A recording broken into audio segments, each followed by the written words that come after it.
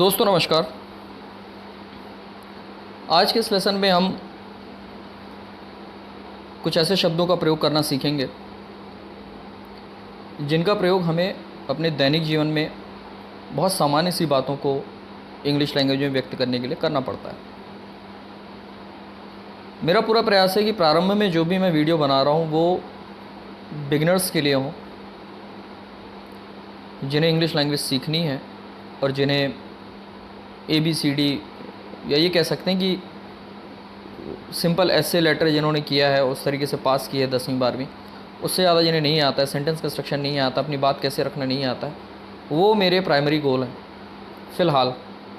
यद्यपि इस चैनल के नाम का मतलब ही है कि हिंदी टू इंग्लिश का मतलब ये है कि हमें एडवांस लेवल तक जाना है, बट प्राइमरी फोकस अभी मेरा वही है कि पहले हमें बेसिक चीज़ें आनी चाहिए।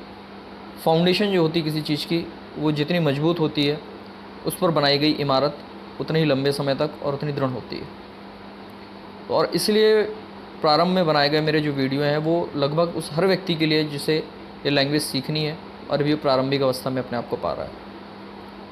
तो मूलतः मेरे जो वीडियो हैं आप वो देख सकते हैं, या तो वो सेंटेंस कंस्ट्रक्शन पे आधारित हैं, बिल्कुल बेसिक सेंटेंसेस कैसे बनाए जाते हैं, या बेसिक सेंटेंसेस हो चुके हैं तो कंजंक्शंस का प्रयोग कैसे किया जाता है, या फिर वोकैबुलरी इंप्रूवमेंट पे। और वोकैबुलरी इंप्रूवमेंट में भी मैं बहुत एडवांस वोकैबुलरी पे फोकस नहीं कर रहा हूँ, सामान्य वोकैबुलरी पे फोकस कर रहा हूँ। दैनिक जीवन में जिन शब्दों का प्रयोग किया जाता है उन पे फोकस कर रहा हूँ। तो ये सारे वीडियोस, सारे लेसन्स बहुत ही काम के हैं, बहुत इंपॉर्टेंट हैं।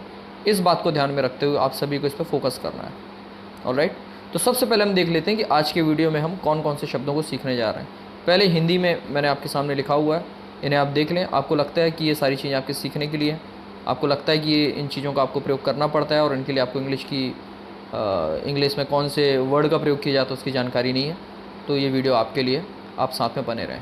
आप देख सकते हैं, पहले हम सीखेंगे कि अगर किसी व्यक्ति की किसी चीज़ में कोई रुचि है अथवा किसी चीज़ में रुचि नहीं है तो ये बताना है तो हम इसे किस तरीके से व्यक्त करते हैं। दूसरे में आप देख सकते हैं, हमें डर अगर बताना है कि कोई व्यक्ति किसी से डरा हुआ है तो उसको किस तरीके से बताते हैं। फिर अगर किसी व्यक्ति ने किसी पर कोई आरोप लगाया है तो उस चीज़ को कैसे व्यक्त करते हैं। अगर किसी पर कोई आरोप सिद्ध हो चुका है तो इस बात को इंग्लिश में हम कैसे बताते हैं। अगर कोई व्यक्ति किसी चीज़ का आदी हो गया है, मतलब उसे आदत पड़ गई है, तो उसे कैसे कहते हैं।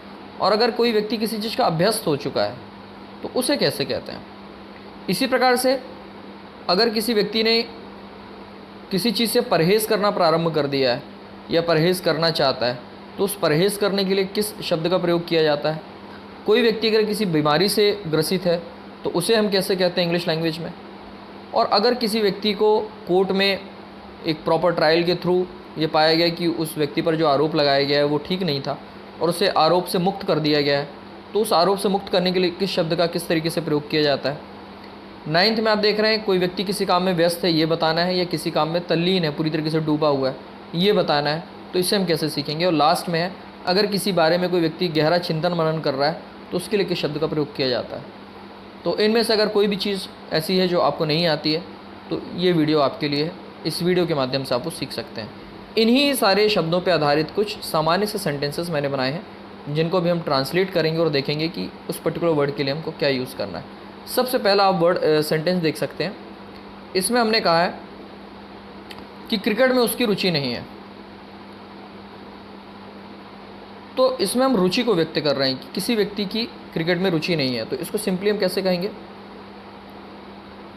He is not interested in cricket. अब ये जो आपको वर्ड दिखाई दे रहा है इंटरेस्टेड इन, इसको ध्यान रखना है आपको। मतलब जब कभी भी आपको बताना होगा कि कोई व्यक्ति किसी चीज़ में इंटरेस्टेड नहीं है तो वहाँ पर इंटरेस्टेड इन का ही प्रयोग करना होगा आपको। इंटरेस्टेड के बाद टू का प्रयोग कभी नहीं करना है। बहुत सारे बच्चे या बहुत सारे लोग जो इसका प्रयोग करते हैं उसमें ये थोड़ी सी एरर कर देते हैं कि इंटरेस्टेड के बाद वो टू लगा देते हैं। That is a grammatical error. Preposition में एक कैटेगरी होती है जिसको हम बोलते हैं फिक्स्ड प्रीपोजिशन। तो फिक्स्ड प्रीपोजिशन का मतलब ही ये है कि एक पर्टिकुलर वर्ड के बाद एक स्पेसिफिक प्रीपोजिशन का ही प्रयोग किया जाता है, और उसके अंतर्गत जब हम इंटरेस्टेड का प्रयोग करते हैं तो इंटरेस्टेड के बाद में इन का प्रयोग करते हैं। ऑलराइट, अब सपोज इसी सेंटेंस में हम कोई वर्ब ऐड करना चाहते हैं, हम ये कहना चाहते हैं क्रिकेट देखने में उसकी रुचि नहीं है, तो ये सेंटेंस कैसे हो जाएगा? He is not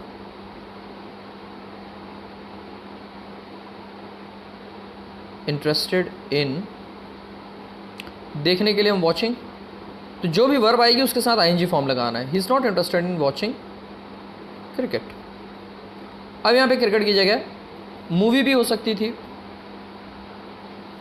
news channel भी हो सकता था, कार्टून भी हो सकता था, कुछ भी हो सकता है। बट एक अंतर आप देखें दोनों सेंटेंस में, ऊपर वाले सेंटेंस में इनके बाद डायरेक्ट आपने क्रिकेट यूज़ किया है, वो भी आप यूज़ कर सकते हैं। और अगर आप वर्ब यूज़ करेंगे तो फिर वर्ब का fourth form that is ING form use करना है। इस बात को ज़रूर ध्यान में रखना है, ये मैं से हाईलाइट कर दे रहा हूँ। आपको ये बताना है कि कोई एक पर्टिकुलर व्यक्ति किसी एक पर्टिकुलर व्यक्ति में इंटरेस्टेड नहीं है, तो आप सिंपल बोल सकते हैं he is not interested in me. इसका मतलब क्या है? वो मेरे में इंटरेस्टेड नहीं है, उसकी मेरे में कोई रुचि नहीं है, उसे मुझसे बात करना पसंद नहीं है, मैं क्या कर रहा हूँ क्या नहीं कर रहा हूँ उससे उसे कोई फ़र्क नहीं पड़ता है, मेरे साथ क्या हो रहा है क्या नहीं हो रहा है उससे कोई फ़र्क नहीं पड़ता है। और टेंस के अकॉर्डिंग हम यहाँ पर इस की जगह वॉज या फ्यूचर के लिए हम विल बी ऐसे शब्दों का प्रयोग कर सकते हैं। तो आपको ये समझ में आया कि रुचि व्यक्त करने के लिए हम इंटरेस्टेड इन का प्रयोग करते हैं। अगर आप इंटरेस्टेड हैं तो फिर नॉट का प्रयोग नहीं करेंगे। He is very much interested in cricket, he is interested in watching cricket. Alright, चलिए आगे चलते हैं। नेक्स्ट सेंटेंस देखते हैं जिसमें डर की बात हो रही है। वह अपने परीक्षा परिणाम को लेकर डरा हुआ है। तो इस प्रकार के सेंटेंस को बनाने के लिए हम क्या यूज़ करते हैं? He is afraid of results of his examination. ये जो आप देख रहे हैं वर्ड अफ्रेड ऑफ, इसका प्रयोग करना है हमको। तो जब भी हमको बताना है कि कोई व्यक्ति किसी से डरा हुआ है, अब वो कोई चीज़ भी हो सकती है, रिजल्ट भी हो सकता है, कोई शत्रु भी हो सकता है, जानवर भी हो सकता है, किसी के पिताजी हो सकते हैं, माताजी हो सकते हैं, शिक्षक हो सकते हैं, जिसके प्रति भी व्यक्त करना है डर को, तो फिर हम अफ्रेड ऑफ का इस्तेमाल करेंगे। ये ध्यान रखें, अफ्रेड के बाद फ्रॉम नहीं आता है, हमेशा ऑफ का ही प्रयोग करना होता है। हालांकि यहाँ पर आप स्केयर्ड ऑफ का भी प्रयोग कर सकते हैं, स्केयर्ड ऑफ। तो अफ्रेड ऑफ या स्केयर्ड ऑफ, ये किस चीज़ के लिए? डर बताने के लिए। कुछ और एग्जांपल मैं उसको लिखूंगा नहीं, समय बचाऊंगा। फॉर एग्जांपल, बच्चों को आमतौर पे अंधेरे से बहुत डर लगता है, तो इसको हम बोल सकते हैं kids are usually afraid of darkness. Most of us are afraid of failure in our life. Many of us are afraid of our fathers. There are few people who are not afraid of anything. कुछ लोगों को किसी से डर नहीं लगता, तो वहाँ पे हम नॉट लगा देंगे। ही is not afraid of you, उसे तुमसे डर नहीं लगता है। तो इस तरीके से हम डर को व्यक्त कर सकते हैं कि कोई व्यक्ति किसी से डरता है अथवा नहीं डरता है। नेक्स्ट सेंटेंस देखते हैं। आरोप लगाने वाली ये बात है। उसने अपने दोस्त पर जालसाजी का आरोप लगाया है। अब इसमें कोई व्यक्ति किसी पर आरोप लगा रहा है, तो ये देखना है कैसे अपन इस तरीके के सेंटेंस को बनाते हैं। He has accused his friend of, जालसाजी को इंग्लिश में बोलते हैं फॉर्जरी। इसमें देखना ये है अपने को कि पहले अक्यूज्ड आएगा, अक्यूज्ड का मतलब होता है आरोप लगाना, उसके बाद जिस व्यक्ति पर आरोप लगाया गया वो आएगा, उसके बाद फिर ऑफ आएगा, और ऑफ के बाद में जिस क्राइम के लिए आरोप लगाया गया वो आएगा। ठीक है, ये हो गया आरोप लगाने वाली बात। अब हो रही है बात दोषी पाए जाने की, कि अगर कोई व्यक्ति दोषी पाया गया है तो उसके लिए हम क्या यूज़ करें। एक तो आरोप लगाया गया, और आरोप झूठा भी हो सकता है, इसीलिए कोर्ट में उसका ट्रायल चलता है, एविडेंस वगैरह रखे जाते हैं जजेस के सामने, वो एविडेंस की क्रेडिबिलिटी को एग्जामिन किया जाता है। And if these evidence are found to be authentic, in that case that person is convicted। तो ये convicted वर्ड यूज़ किया जाता है यहाँ पर। उस पर जालसाजी का उसे जालसाजी का दोषी पाया गया है।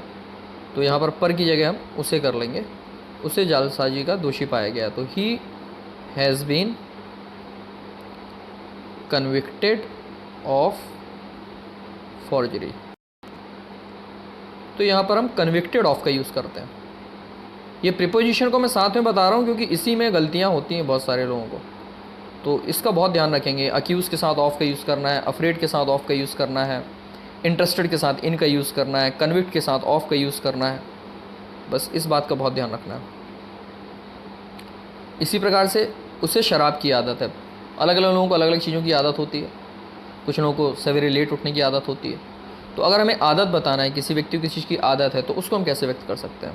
इसको हम बोलेंगे ही इज़ हैबिचुअल ऑफ वाइन। ठीक है।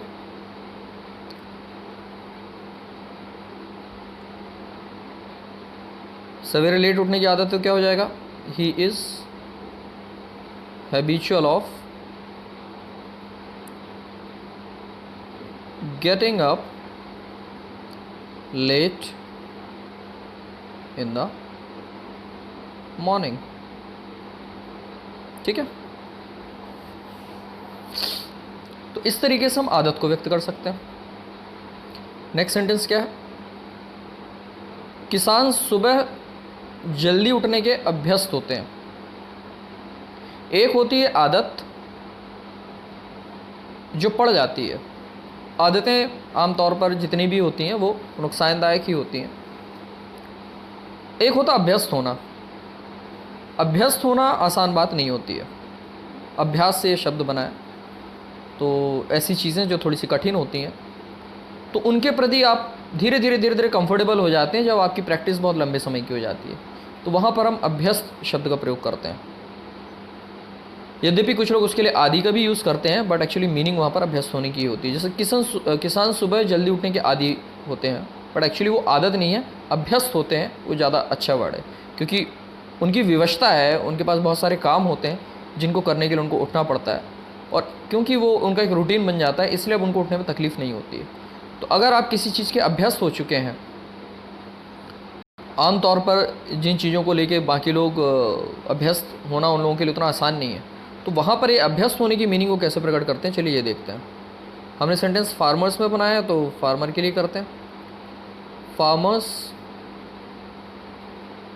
Are accustomed to waking up early in the morning। तो इसमें ये जो हमने शब्द यूज़ किया है accustomed to,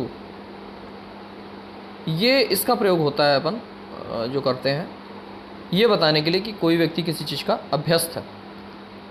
for example when I take classes in school और college, sometimes I have to take classes one after another.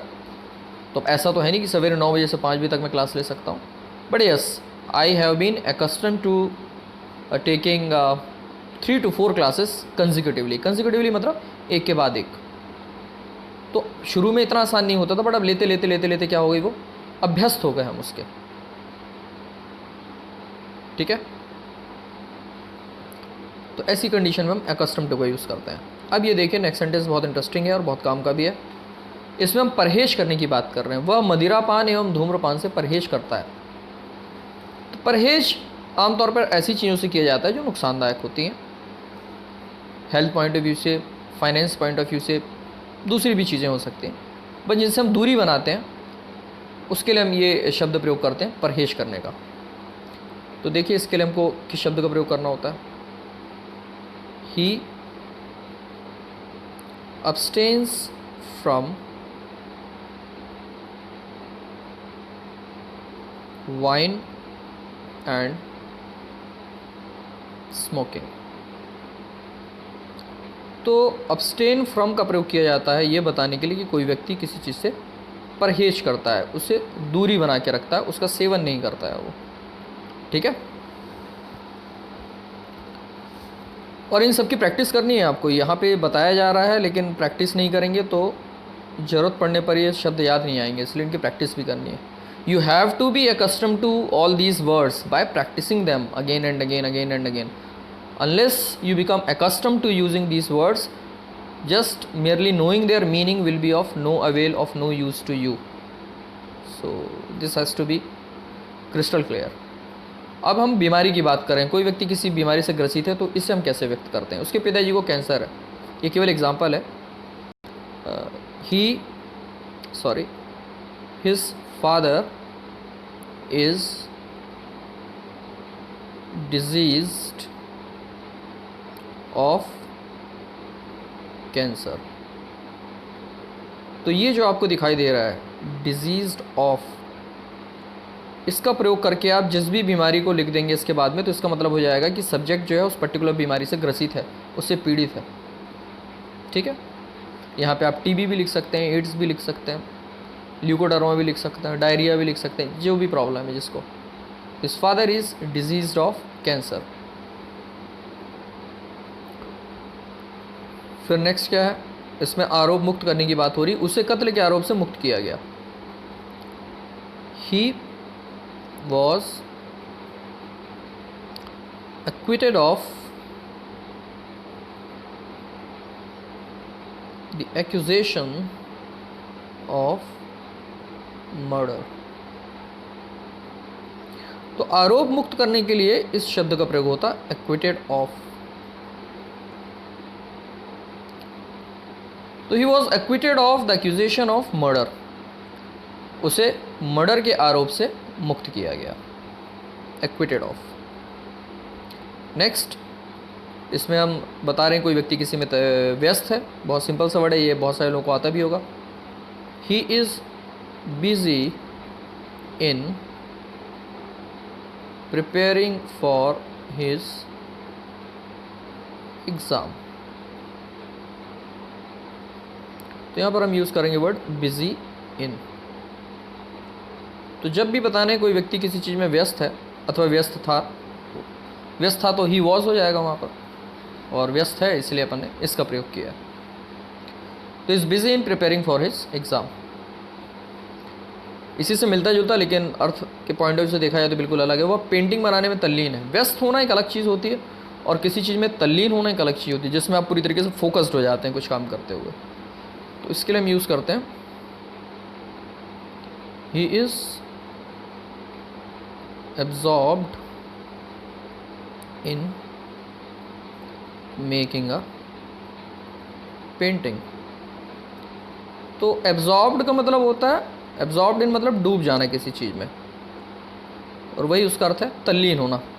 किसी चीज़ में जब आप बहुत ज़्यादा इंटरेस्टेड होते हैं तो उस काम को करने में आप पूरी तरीके से फोकस्ड हो जाते हैं, मतलब आप डूब जाते हैं, तल्लीन हो जाते हैं. और लास्ट सेंटेंस है चिंतन मनन करने से संबंधित है. वह अपनी आगे की पढ़ाई के बारे में चिंतन मनन कर रहा है. तो देखते हैं चिंतन मनन करने के लिए क्या यूज़ करते हैं. He is contemplating upon